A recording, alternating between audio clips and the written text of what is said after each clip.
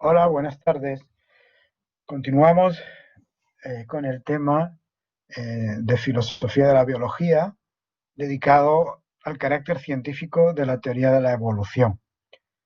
Estábamos en la clase anterior ya con lo que llamábamos objeciones filosóficas a la teoría de la evolución, pero fundamentalmente esas objeciones filosóficas eran nos habíamos centrado en el problema de la tautología. El problema de la tautología, tal y como lo formula Karl Popper, aunque como ya dijimos, no es él el único autor que lo señala. Con anterioridad a Popper, algunos biólogos importantes habían señalado que aquí había un problema. Básicamente, que la idea era que si la teoría de la evolución se entiende como la supervivencia de los más aptos, the survival of the fittest, que ya dijimos es una frase de Herbert Spencer, que Darwin incluye, si no recuerdo mal, no recuerdo si en la quinta o la sexta edición del Origen de las Especies. Si interpretamos la teoría de este modo, entonces la teoría se reduce a una tautología, porque para saber quiénes son los más aptos, lo que se hace es ver quiénes son los que han tenido éxito en la supervivencia, y por lo tanto la teoría lo único que diría es que los que sobreviven son los que sobreviven.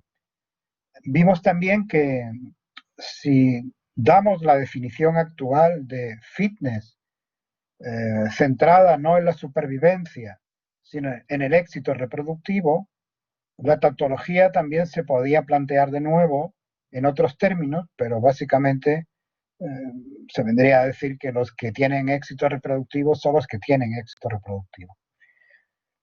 Popper cambió de posición. Fundamentalmente algunos biólogos le hicieron ver que estaba malinterpretando la teoría, entre ellos Francisco Ayala.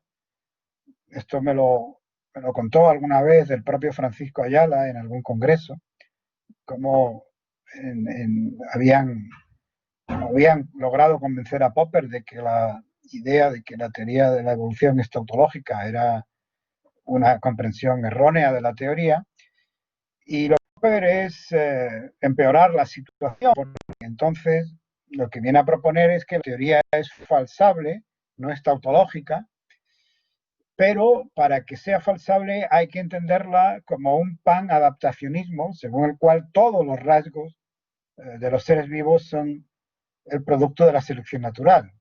Y entonces, en ese caso, la teoría es falsable, dice Popper, pero estaría falsada, porque está comprobado que no es así. Obviamente, esto no es una salida aceptable para un evolucionista, porque el evolucionismo no ha defendido nunca la idea panadaptacionista de que todos los rasgos de un ser vivo son el resultado de la selección natural, precisamente porque no todos los rasgos de un ser vivo son adaptaciones. Hay rasgos que no son adaptaciones. De manera que la propuesta final de Popper de entenderla de esta forma, pues no es aceptable. Popper también sugiere que se entienda la teoría como un programa de investigación metafísico. Esto sería quizás más encajable con lo que se podría admitir, pero no se ve bien por qué tendría que ser metafísico y no científico. Esa es la verdad. Muy bien, hasta ahí el planteamiento tal y como lo habíamos visto en la clase anterior, y lo que vamos a ver ahora es cómo responder a esta objeción que le hace Popper a la teoría de la evolución. Bueno, comencemos por decir que en todos los manuales sobre evolución hay un capítulo dedicado a los casos que confirman la teoría. Nosotros mismos, en una clase anterior, lo hemos mencionado. Y esto es algo, insisto, que aparece en todos los manuales. El melanismo industrial de Viston Betularia, la resistencia a los antibióticos de las cepas bacterianas, los insectos que han adquirido resistencia a los insecticidas, el caso de la heterosis como defensa en la anemia, como defensa frente a la anemia falciforme. Esto no lo hemos mencionado aún, pero aparecerá en algún otro tema. Todos esos son ejemplos de casos que encajan, apoyan empíricamente a la teoría de la evolución. ¿Significa esto que la teoría no puede ser tautológica, puesto que no es vacía, ya que hay hechos que encajan con ella? Bueno, pues esto no sería una respuesta suficiente al problema de la tautología, porque si realmente la teoría de la evolución es una tautología, como defiende Popper, o al menos lo defendió durante un tiempo, entonces la teoría tiene casos a su favor. Precisamente lo que ocurre con una tautología es que cualquier cosa está a su favor, porque una tautología es siempre verdadera, suceda lo que suceda. El problema no es que la teoría de la evolución no tenga casos a su favor, claro que los tiene y Popper es consciente de ello. El problema es que no tiene casos posibles en contra, es decir, que no tiene, según Popper, falsadores potenciales. No hay ningún hecho posible que pudiera refutar a la teoría. Y por eso no es científica, según Popper. Ese sería el problema, en última instancia. Que la teoría no puede ser falsada porque todo terminaría encajando con ella. Cualquier hecho posible sobre los seres vivos podría terminar siendo encajado con la teoría. Lo cierto es que si Popper hubiera repasado con calma el origen de las especies de Darwin, habría visto que el propio Darwin señala al menos dos circunstancias que mostrarían que su teoría es falsa, si se dieran. Dos hechos tales que si se dieran, entonces refutarían o falsarían su teoría. Es decir, que Darwin, eh, de una previa a la exigencia popperiana de que el científico debe jugar con una estrategia de cartas sobre la mesa, es decir, debe especificar por adelantado en qué condiciones empíricas estaría dispuesto a falsar su teoría, a considerarla falsa, pues antes de que Popper dijera esto, un siglo antes casi, Popper lo hace. Darwin lo hace, lo cumple en el origen de las especies. Dice en el origen de las especies, por ejemplo, que si se descubriera un órgano complejo, se formó súbitamente, entonces su teoría no sería correcta. ¿Recordáis la defensa que hace Darwin del gradualismo? Para Darwin era central. Vimos también que en la actualidad esto es un tema en discusión, pero para Darwin era un punto central de su teoría. Los cambios siempre son graduales. Entonces, si se diera un caso de lo que luego se llamó saltacionismo, a principios del siglo XX se llamó saltacionismo, es decir, una macromutación. Estos son términos que Popper no podía emplear, porque Darwin. Cuando diga Popper, a veces me estoy confundiendo y lo que quiero decir es Darwin. Que Darwin no podía emplear porque obviamente pertenecen al vocabulario de la genética y Darwin no tenía conocimientos de cómo era la herencia de los seres vivos. Esto fue un desarrollo posterior, a partir de principios del siglo XX, con el redescubrimiento de Mendel y demás. Bueno, pues lo que Darwin está diciendo es que si se diera un caso de saltacionismo, diríamos nosotros, con terminología posterior, su teoría quedaría refutada. Luego ahí tenemos un ejemplo de falsador potencial. La teoría choca con algún hecho posible. Y en otro momento del libro, del origen de las especies, dice Darwin también,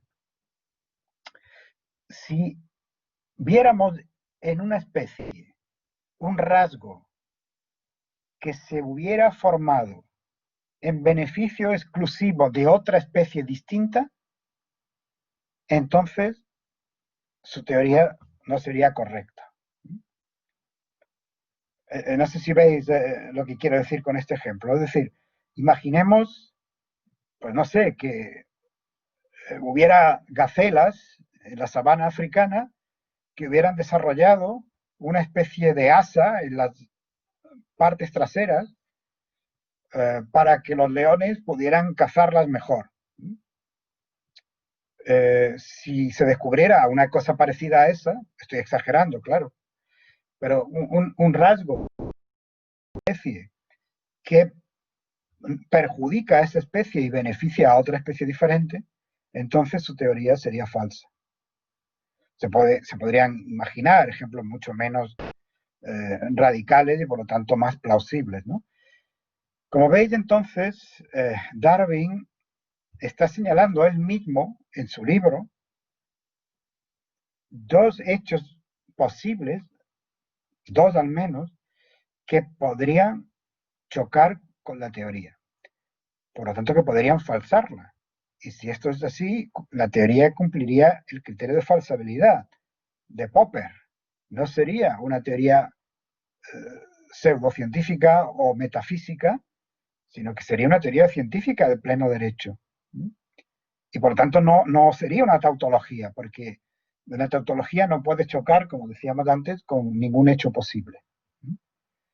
Bueno, vamos ahora a lo que han dicho los filósofos de la ciencia sobre el problema de la tautología. Vamos a ver respuestas, pero como veréis coinciden básicamente en el contenido esencial de lo que se responde.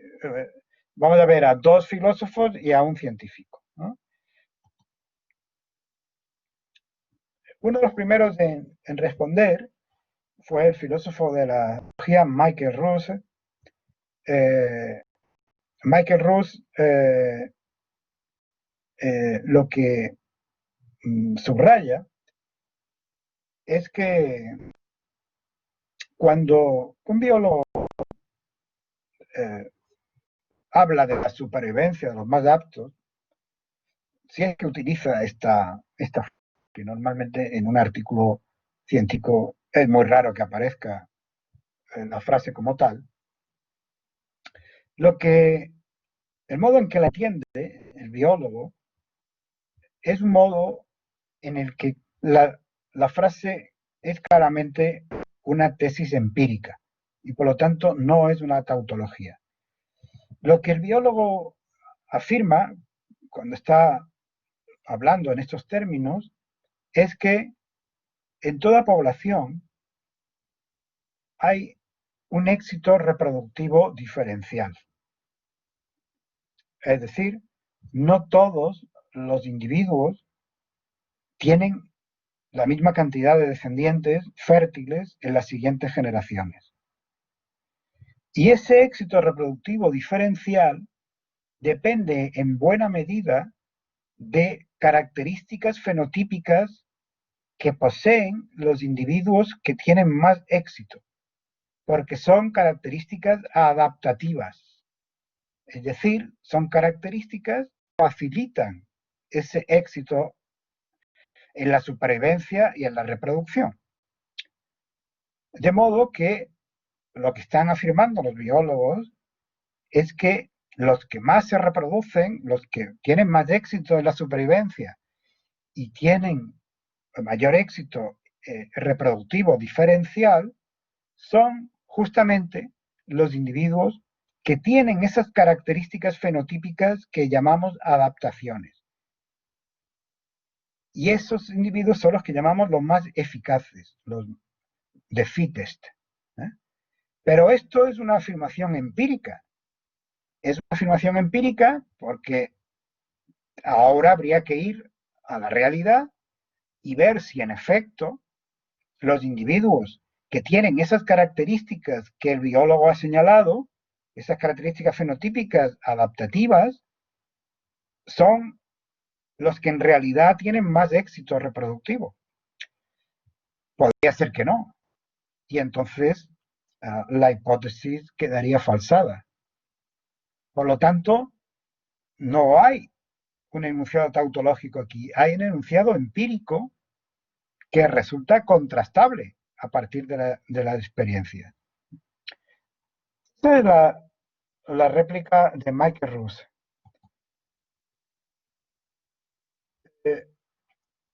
El otro gran filósofo de la biología que mencionaremos a menudo, que es Elliot Sober, también ha respondido y va en el mismo sentido.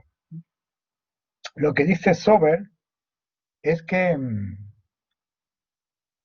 aunque definimos la fitness, la eficacia biológica, que es como se suele traducir en el lenguaje técnico, como la capacidad para sobrevivir y para reproducirse, lo importante no es esa definición, sino el hecho empírico de que los individuos que poseen ciertas características fenotípicas que son, por eso, los que están mejor adaptados a su medio, son los individuos que tienen más eficacia biológica, que tienen más éxito a la hora de sobrevivir y reproducirse. Como veis, es básicamente la misma idea que menciona Michael Ruse.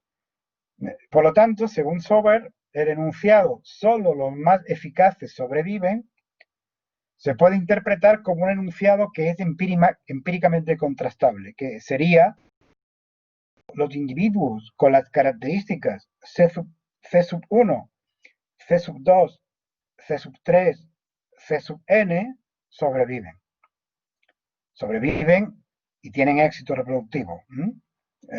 No olvidéis que cuando hablamos aquí de fitness, en la actualidad se entiende no meramente como el éxito en la supervivencia, sino el éxito reproductivo, para el cual la supervivencia es una condición, obviamente.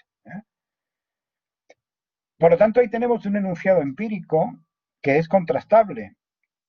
Hay que ver si efectivamente los individuos con las características señaladas son los que tienen mayor éxito en la supervivencia y la reproducción. Y esas características se señalan como las que hay que tomar en consideración porque se supone que en ese ambiente en el que están esos individuos de una población, esas características serían las más ventajosas en la lucha por la supervivencia. Por lo tanto, seleccionamos esas características no a posteriori, no cuando vemos qué características tienen los que han tenido más éxito reproductivo, sino a priori. A priori, en el sentido de que antes de saber quiénes son los individuos que han tenido más éxito, podemos elaborar la hipótesis de que en ese ambiente, en esas condiciones concretas, las características 1, 2 y 3 serían las más adaptativas. Eso es lo que hay que contrastar empíricamente. Luego, el científico que vamos a citar en la réplica es de Stephen Jay Gould, el gran paleontólogo. Lo que dice Gould es que se equivoca quien piensa que no hay una forma independiente para determinar la eficacia biológica que ver quién de hecho ha tenido éxito en la supervivencia y la reproducción. Hay estudios en que podemos señalar, podemos atribuir una mayor eficacia biológica a los individuos que poseen ciertos rasgos, ciertas características que en esas condiciones consideramos mejores para la supervivencia y la reproducción. Y luego, eso es independiente de la suerte real que tengan estos individuos, porque imaginemos que podemos determinar que en un determinado ambiente los individuos con las características 1, 2 y 3 son los que deberían tener una mayor eficacia biológica, los que deberían tener mayor éxito reproductivo. Pero puede ocurrir que una catástrofe los mate a todos. No sé, que estén justamente esos individuos bebiendo en un momento determinado y llegue una riada y se los lleve a todos. Entonces, pues no han tenido al final éxito reproductivo porque sencillamente han muerto antes de poder reproducirse. Lo que dice Kuhl literalmente es lo siguiente: ciertos rasgos morfológicos, fisiológicos y comportamentales, tanto, deben ser superiores a priori como diseños para vivir en nuevos entornos. Es decir, para vivir en condiciones nuevas cuando hay un cambio en el ambiente. Estos rasgos confieren eficacia biológica por un criterio ingenieril de buen diseño y no por el hecho empírico de su supervivencia y su propagación. Es decir, estos rasgos podemos determinar que son los rasgos que confieren mayor eficacia biológica, mayor éxito reproductivo, por un criterio ingenieril, por una reflexión, podemos decir, de ingeniería inversa, que básicamente consiste en decir, bueno, dado que las condiciones del ambiente son A, B y C, ¿cuál sería el mejor diseño de un organismo para tener éxito suficiente en las condiciones A, B y C?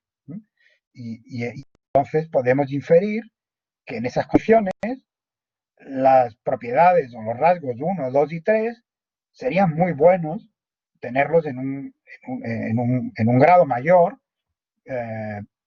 porque eso haría que los individuos que lo tuvieran en un grado mayor tendrían en ese ambiente una mayor eficacia biológica.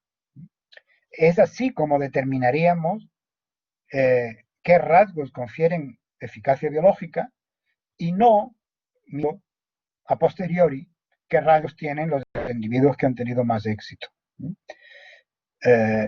Así se evitaría la circularidad o la tautología, como queréis llamarlo.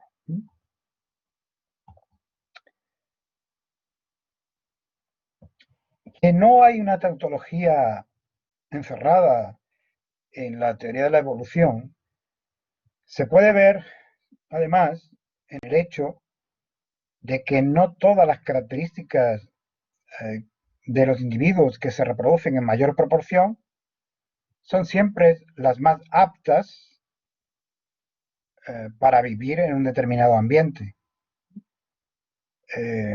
Podemos poner dos ejemplos. Uno es el caso de un animal extinto, el alce irlandés, Megaloceros giganteus, que se extinguió porque, según parece, por un crecimiento alométrico de la cornamenta, finalmente la envergadura de su cornamenta era tan enorme que los machos apenas podían desenvolverse por los bosques que entonces había en Irlanda. ¿Cómo puede ocurrir esto? ¿Cómo puede ocurrir que los rasgos que que evolucionaban en esa especie llevaran finalmente a la extinción y por lo tanto no fueran los rasgos más aptos para desenvolverse en ese determinado ambiente? Pues hay diversas formas en que esto puede ocurrir. Podría ser por selección sexual, pero en el caso del alce irlandés no parece que fuera por selección sexual, sino que fue por lo que he mencionado antes, por crecimiento alométrico. Es decir, había una presión selectiva para el aumento del tamaño en el cuerpo de los machos.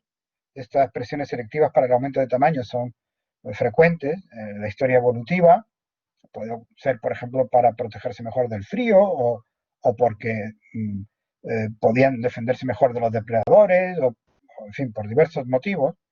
Pero a medida que el cuerpo crecía, la cornamenta crecía en mayor proporción aún que el cuerpo.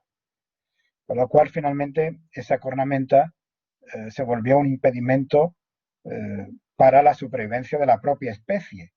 Luego, ahí estamos viendo cómo los individuos que tenían más éxito reproductivo, los que tenían el cuerpo más grande, llevaban características que no eran las más aptas, puesto que finalmente llevaban a la extinción de la especie. Y lo mismo ocurre, o algo parecido ocurre con el ejemplo siguiente, que es la mutación de muchos ratones en el locus T. Esta es una mutación que lleva en una enorme proporción ciertas especies de ratones y que es letal cuando está en homocigosis. Es decir, cuando el individuo lleva los dos alelos del locus T mutantes, no sobrevive. Sin embargo, cuando se da en heterocigosis, puede sobrevivir. Y lo que ocurre, además, es que por un fenómeno que se llama deriva meiótica, estos individuos producen una proporción de espermatozoides con esa mutación en el locus T mucho mayor que los espermatozoides que no llevan esa mutación en el locus T. Fijaos que en una producción normal debería ser 50%, 50%, ¿no? El 50% de los espermatozoides deberían llevar el alelo mutante y el otro 50% no. Y sin embargo no es así. Lo que ocurre es que prácticamente casi el 90% de los espermatozoides llevan el alelo mutante, con lo cual esta mutación eh, se transmite a la mayoría de la población, pese a que en homocigosis es letal para el individuo.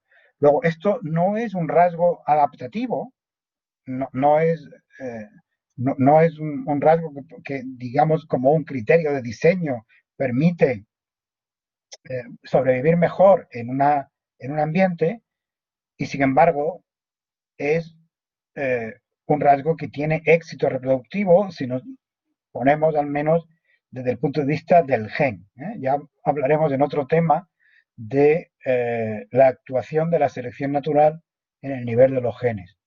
Heraclio quería hacer una pregunta. Adelante, Heraclio. ¿Eso es por el efecto fundador o es por otro motivo? No, esto no tiene que ver con el efecto fundador. El efecto fundador es una cuestión que tiene que ver con la especiación, fundamentalmente con la especiación alopátrica, y es que se separa una población que tiene un pequeño tamaño y entonces de ahí las mutaciones pueden ocurrir con cierta rapidez y la deriva genética puede tener un efecto mayor. Es Vale. otro tema, ¿vale? Bueno,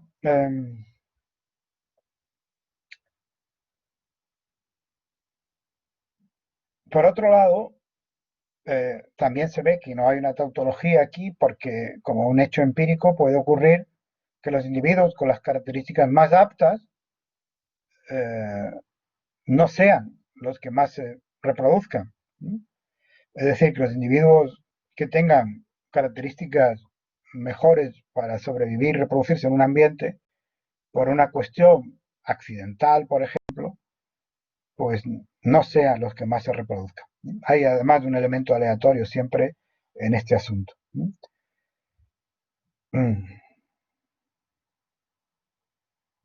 La selección natural, por lo tanto, no se puede definir como la supervivencia de los más aptos, no se puede definir de esa manera, porque muchas veces los más aptos o los más eficaces son los que llevan a la extinción de una especie, como en el caso del alce irlandés.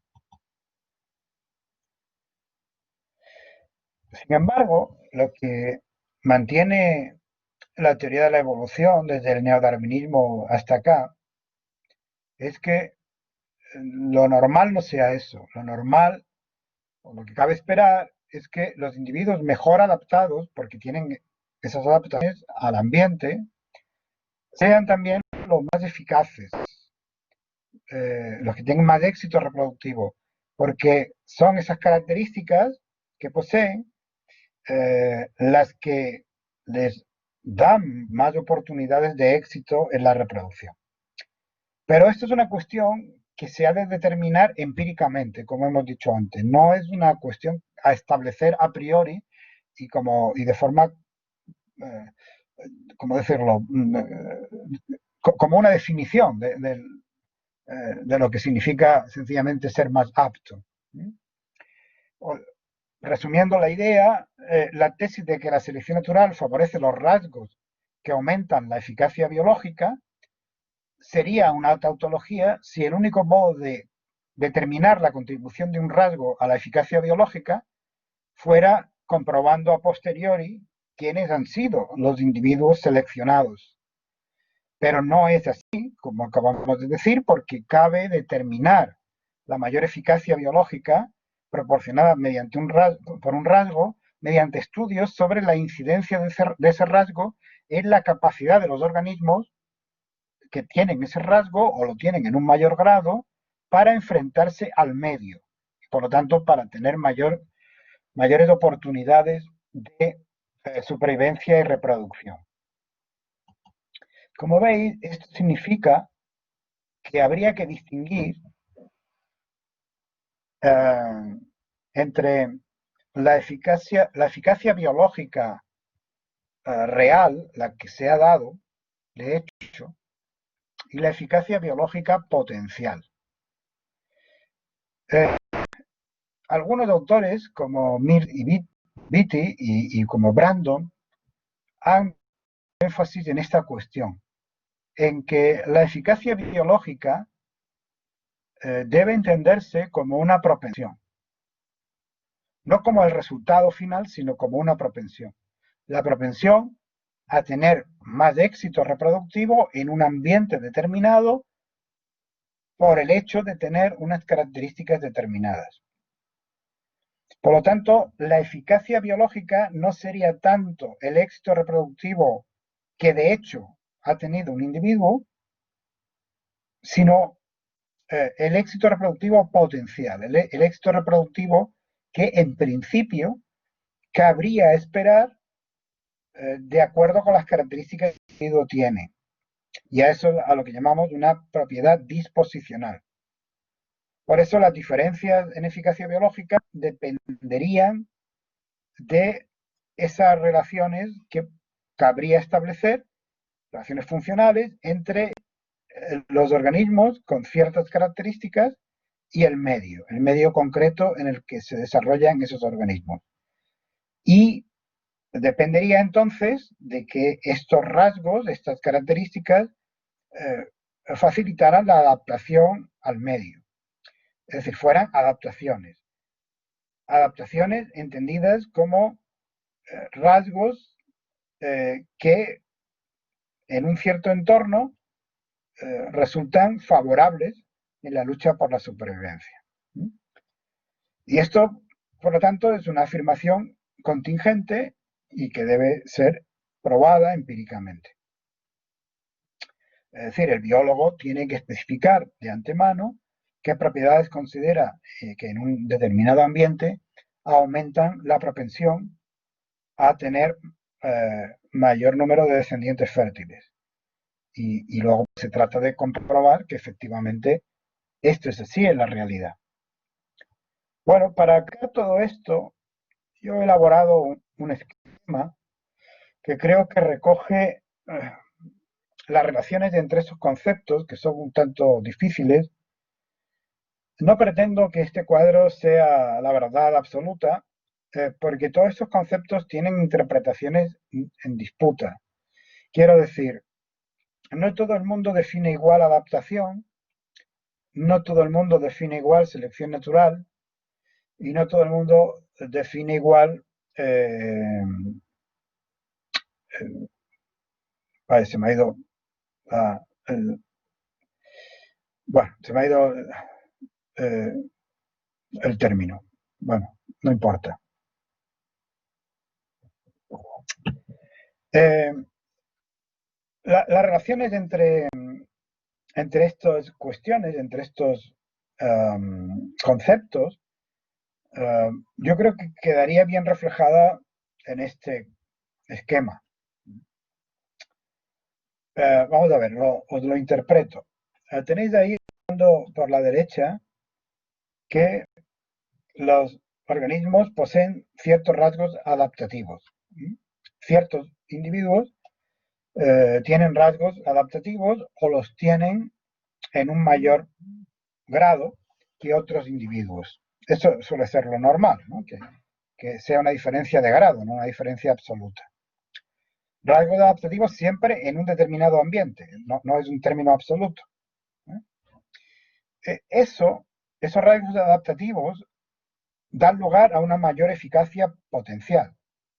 Es decir, tener esos rasgos adaptativos en mayor grado eh, eh, significa que se tiene la disposición a tener mayor eficacia biológica. Por lo tanto, esa propiedad disposicional, que sería la mayor eficacia potencial. Esa mayor eficacia potencial suele dar lugar a una mayor eficacia biológica real, es decir, los que tienen la propiedad disposicional de tener mayor éxito reproductivo suelen, por lo general, tener mayor éxito reproductivo. Hay contingencias que impidan eso, como un accidente, por ejemplo, pero lo normal, lo que suele ocurrir es que la mayor eficacia biológica potencial, y eso es lo que llamamos fitness, a la mayor eficacia biológica potencial, dé lugar a una mayor eficacia biológica real. También en ocasiones rasgos no adaptativos pueden dar una mayor eficacia real, muy eventualmente, pero podría ocurrir. El ejemplo de la mutación de los ratones en el locus T, por ejemplo. Ahora bien, la mayor eficacia biológica real, el mayor éxito reproductivo real, es lo que llamamos selección natural. Lo hemos dicho antes. La selección natural es el hecho de que hay un éxito reproductivo diferencial, de que no todos los organismos en una población tienen el mismo éxito a la hora de reproducirse. Unos dejan más descendientes fértiles que otros. Por lo tanto, si en eso consiste la selección natural, en que hay organismos que han tenido una mayor eficacia biológica real que otros, la acción de haber tenido ese mayor éxito reproductivo hace que los rasgos heredables de estos organismos aumenten en las siguientes generaciones. Y como esos rasgos son rasgos que han facilitado ese éxito reproductivo porque son adaptativos, entonces eso contribuye a fijar estos rasgos adaptativos en la población. Bien, yo creo que este es un esquema, insisto, discutible, no pretendo que sea inamovible. Hay autores que pondrían reparos a algunas de estas cuestiones. Por ejemplo, yo aquí hablo de rasgos adaptativos y no hablo de adaptaciones sin más, porque estoy presuponiendo que podríamos considerar un rasgo adaptativo pues un rasgo que acaba de aparecer en un organismo. En cambio, hay autores que dirían que una adaptación es un rasgo sobre el que ha actuado ya la selección natural. Por lo tanto, cuando aparece por primera vez, no se le puede llamar todavía una adaptación. Por eso he tenido la precaución de poner ahí rasgo adaptativo y no adaptación, para recoger esa posibilidad de que sea un rasgo que acaba de aparecer. Pero todo esto son, insisto, términos problemáticos y cuya caracterización sigue en discusión. Por lo tanto, podría haber aspectos de este esquema que alguien cuestionara. Yo, sin embargo, creo que contribuye a clarificar todas las cosas que hemos estado viendo, sobre todo la relación entre selección natural, eficacia biológica real, eficacia biológica potencial y adaptación o rasgo adaptativo, haciendo esa salvedad que acabo de decir, de quienes separan los dos términos. Consideran que una adaptación solo es tal si sobre ella lleva un tiempo actuando la selección natural. Otra posible respuesta al problema de la tautología es la que da David Resnick. Resnick lo que afirma es que en realidad el adaptacionismo, la idea de que los seres vivos que tienen rasgos adaptativos son los que tienen éxito reproductivo, mayor éxito reproductivo, esta idea en realidad no es una idea en sí misma contrastable directamente, sino que se trataría de una heurística que ayuda a formular hipótesis adaptacionistas concretas. Es decir, el adaptacionismo como heurística diría, propone, desarrolla y contrasta hipótesis adaptacionistas. Y eso, como es un mandato, como es una orientación o una heurística, pues en sí mismo no es empíricamente falsable ni empíricamente contrastable. Lo que sí sería empíricamente falsables y contrastables serían las hipótesis adaptacionistas concretas. Es decir, en tal ambiente, tales críticas, en tales poblaciones, son las que producen mayor éxito reproductivo. Esto además encajaría un poco con la propuesta que hacía Popper de entender la teoría de la evolución como un programa metafísico. Lo que dice Resnick no es tanto que sea un programa metafísico como que sea una heurística.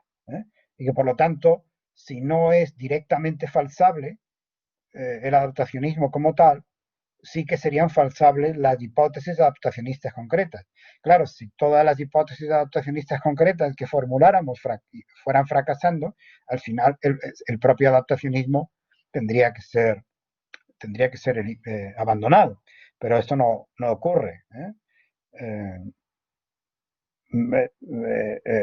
En tanto que heurística, podríamos decir que se comportaría como un programa de investigación científico, en la terminología de Lakatos, y en ese caso, como decía Lakatos, los programas de investigación científicos no se refutan directamente, pero pueden llegar a pasar por fases degenerativas cuando ya no son fructíferos, ya no hacen predicciones que se cumplen, predicciones nuevas que se cumplen, y entonces se terminan abandonando.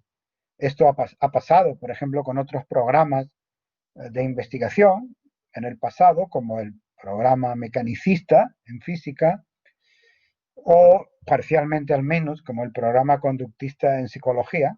Esto lo dice Resnick, pero, como sabéis, probablemente pues siga habiendo por ahí conductistas, o sea que el conductismo no parece del todo abandonado, al menos en algunos aspectos. Bueno, esto lo acabo de decir, y bueno, con eso entonces terminamos la parte correspondiente a las objeciones filosóficas. Pasamos ahora a las objeciones religiosas. Esta es una parte, digamos, peliaguda, porque en principio uno se pregunta por qué en una asignatura de filosofía de la ciencia hay que sacar cuestiones religiosas, ¿no? En principio no debería ser, ¿no? No debería ocurrir. Y sin embargo, no hay más remedio porque en Estados Unidos, fundamentalmente, pero también en otros países, Hay movimientos religiosos muy activos que rechazan la validez de la teoría de la evolución. Y el debate está muy vivo, muy vivo. De manera que conviene ver cuáles son los argumentos que se dan, porque es muy posible que el filósofo de la biología se vea inmerso en alguna ocasión en un debate de este tipo y por lo menos debe tener clara cuáles son las respuestas que se dan desde la propia filosofía, de la propia ciencia. Bueno, aquí tenéis una encuesta, Gallup, sobre el origen del ser humano. Como veis, recoge desde 1983 hasta el año pasado, hasta el 2019. Tenéis en verde el porcentaje de los que piensan que el ser humano ha evolucionado, pero que esa evolución ha estado guiada por Dios. Es decir, que aceptan la teoría de la evolución siempre y cuando se añada que Dios dirige ese proceso. En negro tenéis el porcentaje de los que piensan que el ser humano es el producto de la evolución biológica y que Dios no ha tenido nada que ver en este asunto. Y en gris tenéis el porcentaje de los que piensan que el ser humano no ha evolucionado, sino que ha sido creado por Dios tal y como es ahora. Esto es en Estados Unidos, no sé si lo había dicho, en Estados Unidos. Bueno, como veis, ha habido una cierta evolución de estas posiciones, ha aumentado significativamente el número de los que aceptan un evolucionismo ateo, por decirlo así, o un evolucionismo sin Dios. Se ha mantenido más o menos constante, con altibajos. El número de los que creen que el ser humano ha evolucionado, pero que Dios ha dirigido este proceso, ha descendido un poco en términos totales, y finalmente ha descendido también un poco el número de los que creen que el ser humano no ha evolucionado, sino que ha sido creado por Dios tal y como es ahora. En la actualidad, como veis, el número de los creacionistas, vamos a llamarles así, de los que piensan que el ser humano es creación directa de Dios, está en torno al 40%, mientras que el número de evolucionistas, si sumamos los evolucionistas ateos o agnósticos y los evolucionistas teístas, vamos a decirles así, pues estaría en torno al 55%, ¿no? Son cifras que se mantienen con cambios muy, muy graduales. Pero bueno, como veis, hay una tendencia clara al aumento de los que aceptan la evolución sin añadidos de ningún tipo. Aquí tenéis otra encuesta por países. No recuerdo el año, esta no es reciente del todo, esta debe tener como mínimo unos 10 años. Y lo que se preguntaba era qué respuesta se daba a la afirmación de que los seres humanos, como los conocemos ahora, se desarrollaron a partir de especies de animales anteriores, ancestrales. Por lo tanto, ¿en qué medida se acepta que el ser humano desciende de otras especies animales? Bueno, ahí veis que España no está mal situada, está por encima de la media entre los que consideran que ese enunciado es verdadero. Como veis, casi el 70% más o menos, no, el 75% más o menos diría que es verdadero en España ese enunciado,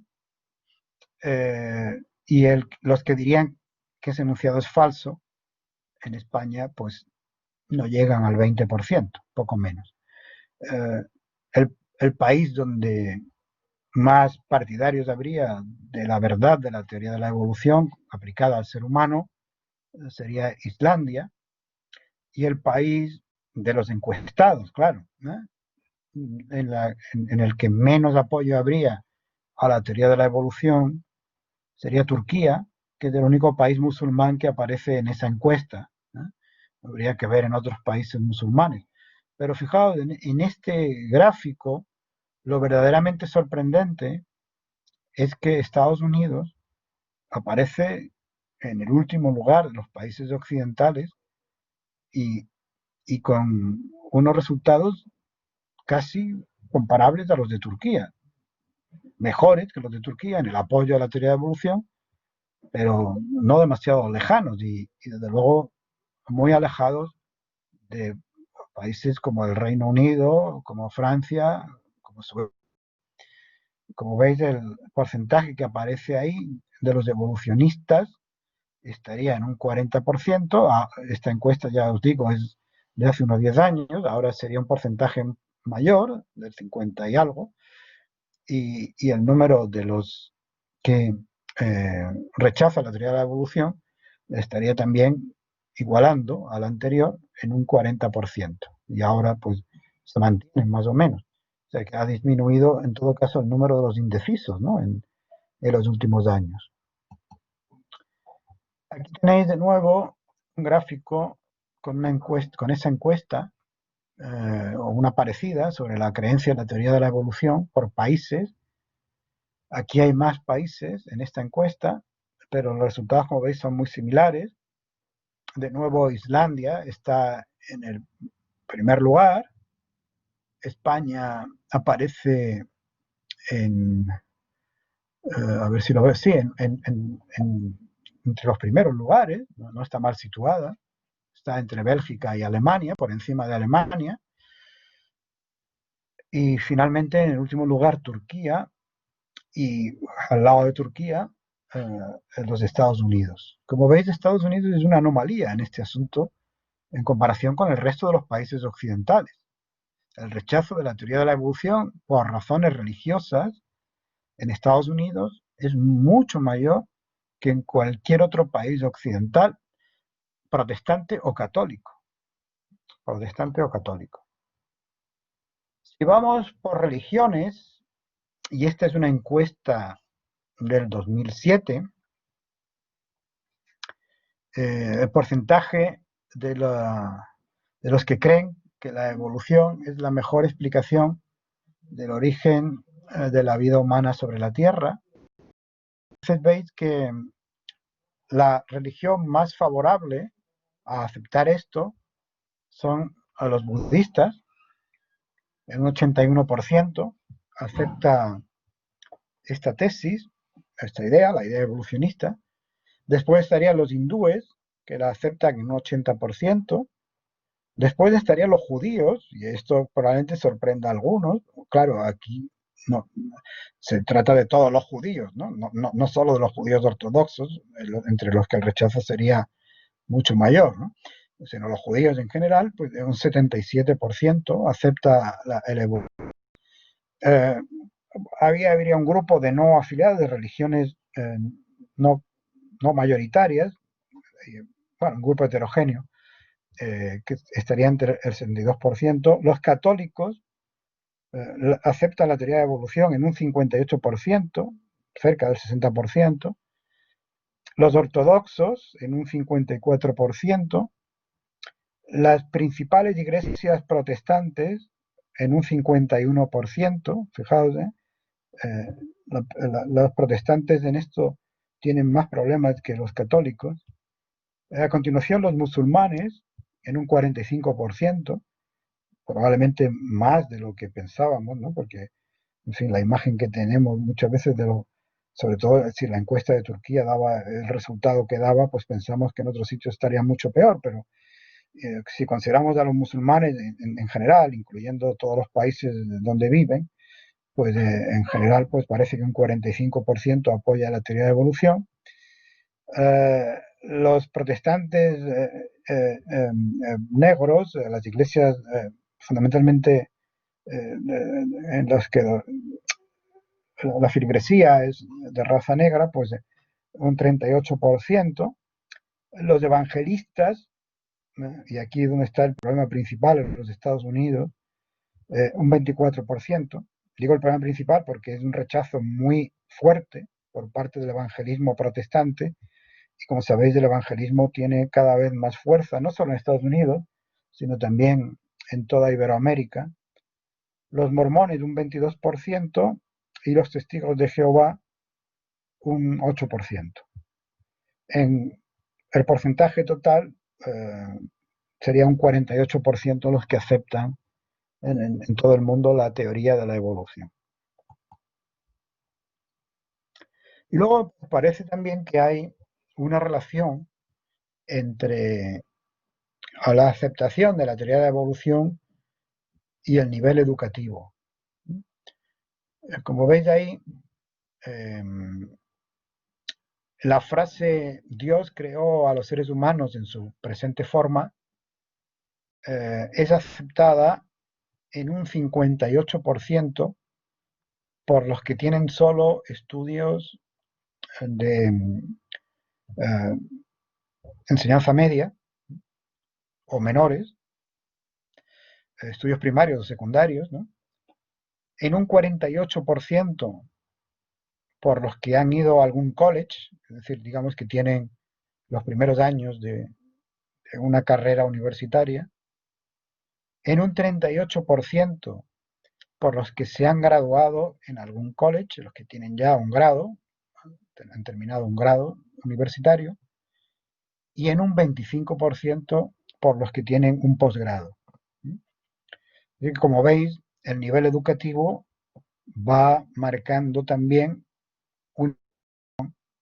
en la aceptación del creacionismo, de la idea de que el ser humano no ha evolucionado y que ha sido creado por Dios en su forma actual. Luego definiremos el creacionismo de una forma un poco más rigurosa. Uno de los argumentos que más se suelen utilizar en contra de la teoría de la evolución desde posiciones religiosas es un viejo argumento que ya encontramos en la teología natural de William Paley. El argumento de que algo tan complejo como un ojo, por ejemplo, no puede haber surgido por mero azar y en un proceso evolutivo basado en el azar. Daremos cumplida respuesta a esta idea de que la evolución se basa solo en el azar. Pero para que veáis que la evolución de un ojo no es tan improbable como mucha gente cree, pues aquí tenéis una lámina que presenta una simulación por ordenador de la evolución de un ojo. Claro, esto es una simulación por ordenador puramente formal, que hicieron a Nilsson y Pelger en 1994 y que aparece también en muchos libros de biología evolucionista. El programa que crearon partía de una estructura que tenéis ahí con el número 1, consistente en una capa básica de células fotosensibles cubierta por otra capa de células protectoras. Y entonces el programa lo que hacía era modificar aleatoriamente esa estructura en un 1%. Modificarla solo en un 1%.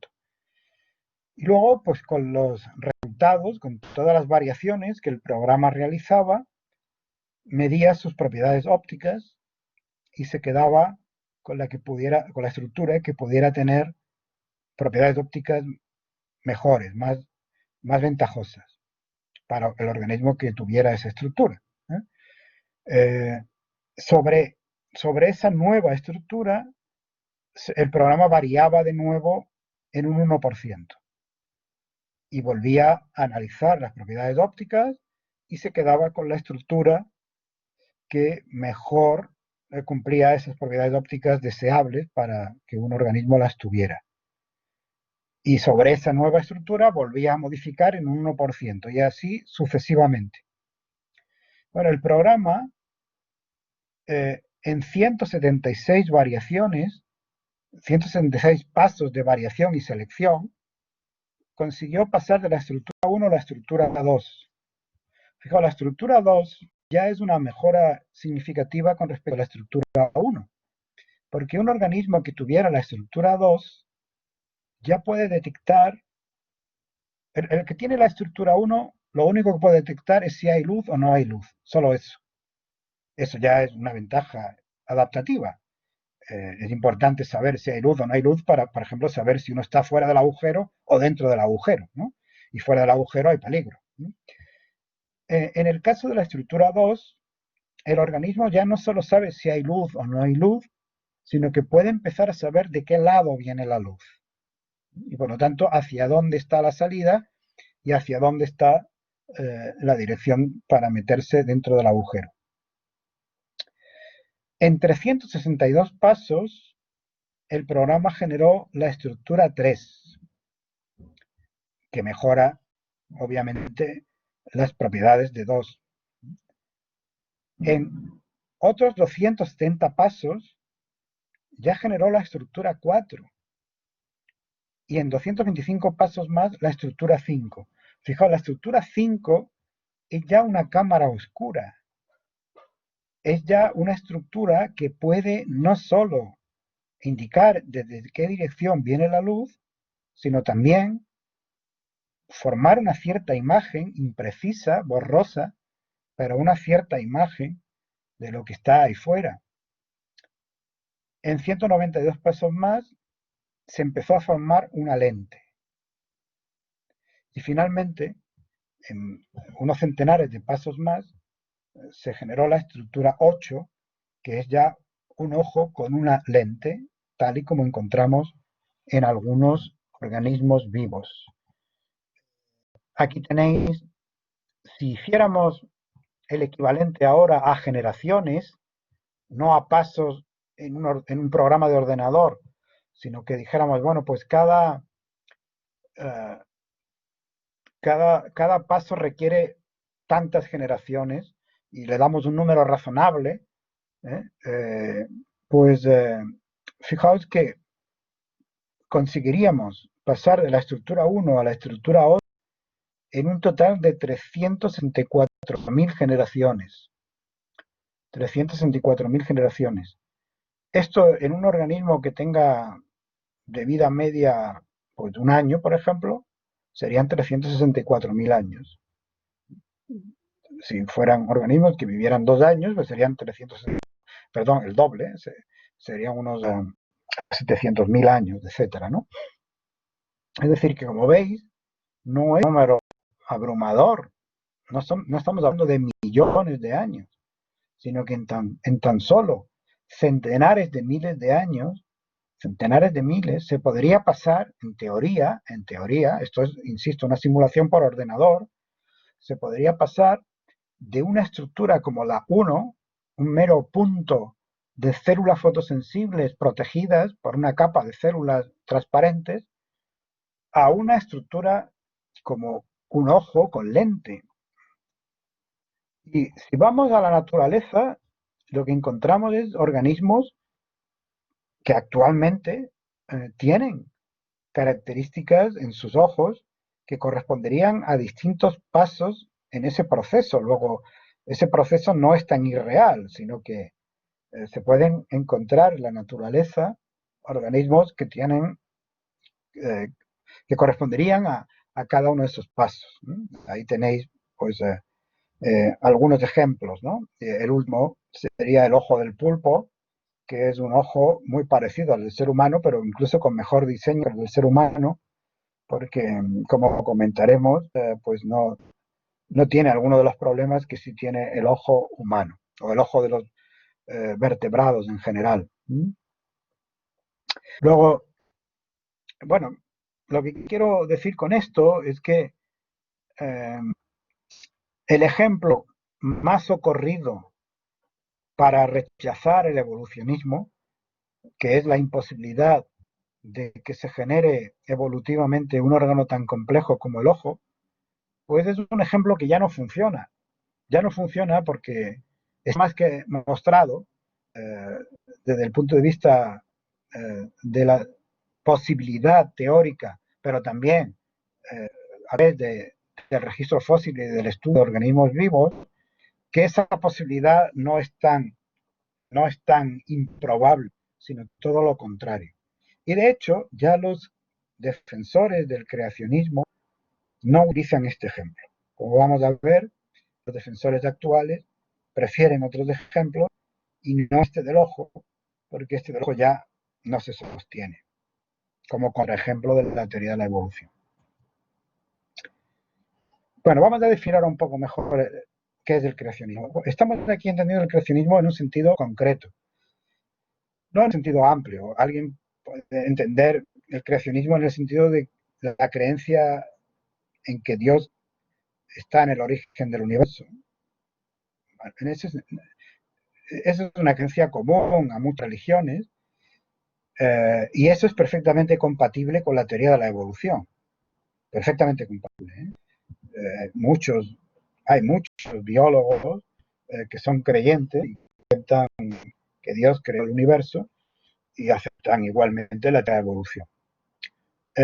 El conflicto se genera cuando entendemos el creacionismo de una forma más concreta, que es como se entendió a partir de un cierto momento en los Estados Unidos.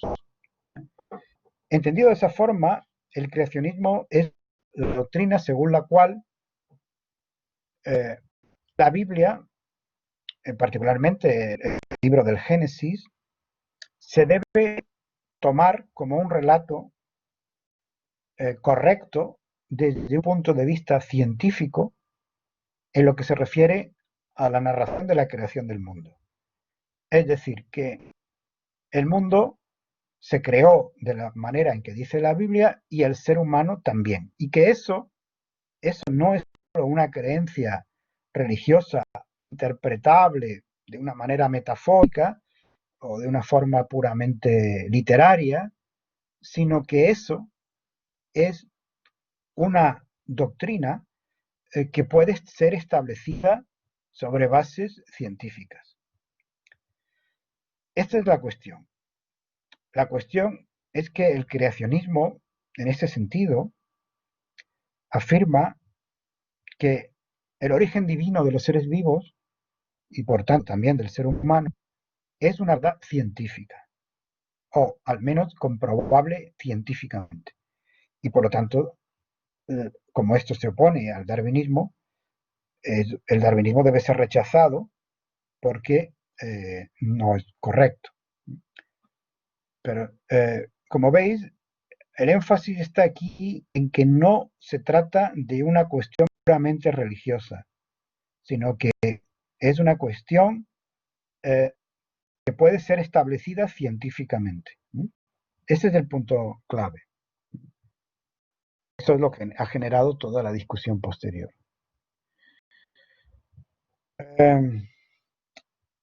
Los creacionistas, hoy día conocidos como partidarios del diseño inteligente, como vamos a ver, son más sofisticados los partidarios del diseño inteligente, pero son herederos, claro, del creacionismo, tal y como estamos entendiendo. Lo que afirman es que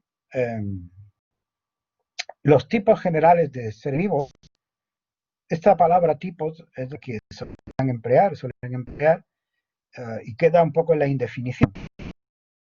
No está claro si se refieren a especies o a taxones superiores. Los tipos generales de seres vivos han existido siempre como son. Surgieron hace unos pocos miles de años y se puede establecer científicamente esto así. Ellos, al menos los que no son más cerriles, admiten la posibilidad de microevolución, admiten que dentro de esos tipos, pueden haber pequeños cambios, si entendemos que los tipos son taxones superiores a las especies, podrían aceptar incluso una especie puede dividir en dos y esas dos especies se diferenciarían, pero estarían emparentadas, etc. Lo que no admiten son los procesos macroevolutivos, es decir, que haya aparición de unos tipos para que otros. Podríamos decir de unos taxones superiores a las especies a partir de otras.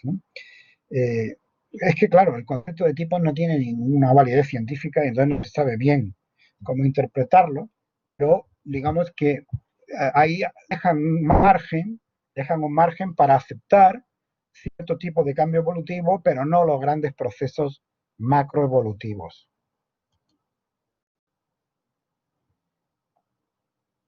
Y una de las ideas que suelen repetir para rechazar la teoría de la evolución es que esta teoría chocaría contra el segundo principio de la termodinámica. Y como sabéis, el segundo principio de la termodinámica lo que sostiene es que en un sistema aislado el desorden tiende a aumentar. Y lo que dicen los creacionistas es que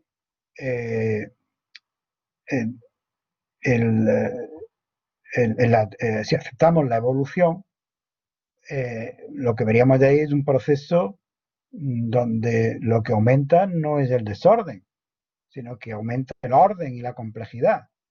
Y eso no puede ocurrir a partir de variaciones al azar, porque por variaciones al azar lo que tendríamos sería un aumento de la entropía y no una disminución de la entropía como es la que se produce en la evolución de las especies. Bueno, ¿qué se puede contestar a esto? Pues sencillamente que es un argumento fuera de lugar, porque lo que dice el segundo principio de la termodinámica se aplica a sistemas cerrados, aislados, es decir, a sistemas que no intercambian energía con el entorno. En el caso de los sistemas aislados no intercambian ni materia ni energía con el entorno. En estos sistemas es donde la entropía tiende a aumentar. Pero los seres vivos precisamente no son sistemas cerrados ni aislados, son sistemas abiertos. Un sistema abierto es un sistema que intercambia materia y energía con el entorno. Y precisamente en ese intercambio de materia y energía con el entorno es como el sistema puede disminuir la entropía. La entropía de ese sistema. Pero si consideramos a ese sistema y a su entorno, entonces ya la cosa cambia. Porque claro, el sistema abierto ha conseguido aumentar el orden y la complejidad y por lo tanto disminuir la entropía a costa de aumentar la entropía del entorno, es decir, de degradar las formas de energía del entorno o de consumir la materia del entorno. Es decir, que la objeción de que la evolución iría contra el segundo principio de la termodinámica sencillamente no se sostiene porque la evolución es una característica que se atribuye a los seres vivos y los seres vivos no son sistemas aislados ni cerrados, sino que son sistemas abiertos. ¿De acuerdo? Volveremos sobre esto también, sobre cuando mencionemos conjuntamente todas las objeciones que se han solido plantear ante la teoría de la evolución desde posiciones religiosas. Bueno, lo dejamos de aquí por hoy y ya continuamos en la próxima clase, que creo que ya terminaremos este